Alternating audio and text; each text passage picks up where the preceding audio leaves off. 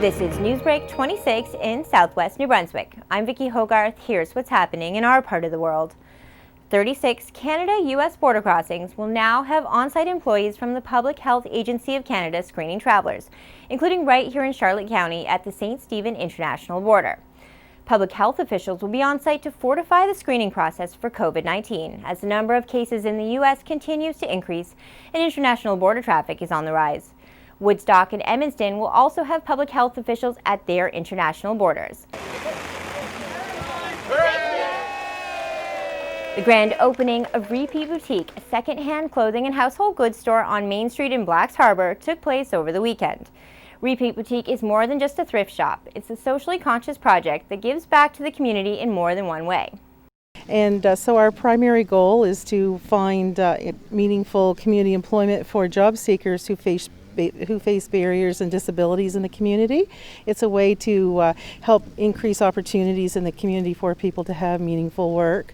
Repeat Boutique is a partnership between Eastern Charlotte Association of Community Living and the St. George and Area Food Bank.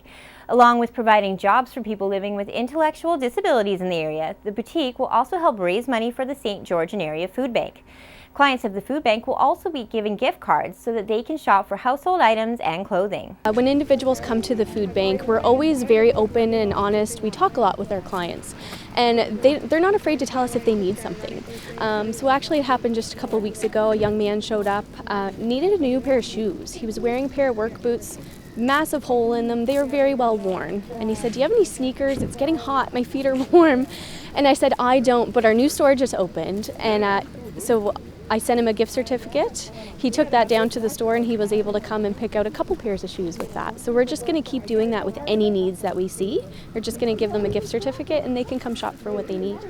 Premier Blaine Higgs and other government leaders, including Minister of Justice Andrea Anderson-Mason, met with First Nations chiefs on Thursday to once again discuss systemic racism in New Brunswick's policing and justice system.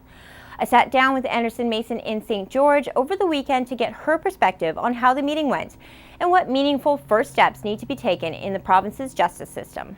There's certainly a lot that we need to do. So we have extreme vacancies in our system, for one, in that we are looking to move forward on putting Indigenous court workers into our court system.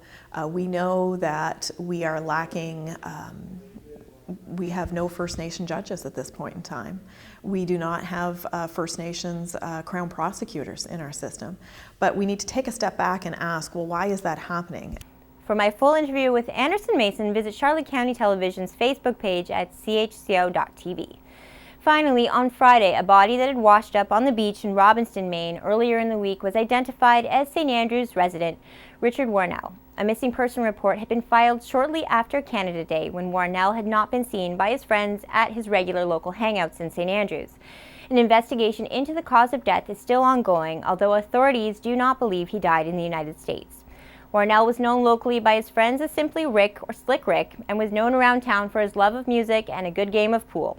He once guest starred in a music video for local musician Owen Steele that was filmed here at the CHCO-TV station. You will be missed, Rick, but never forgotten. That's all the news I have for you. For more stories and online exclusives, follow us on Facebook at CHCO.TV.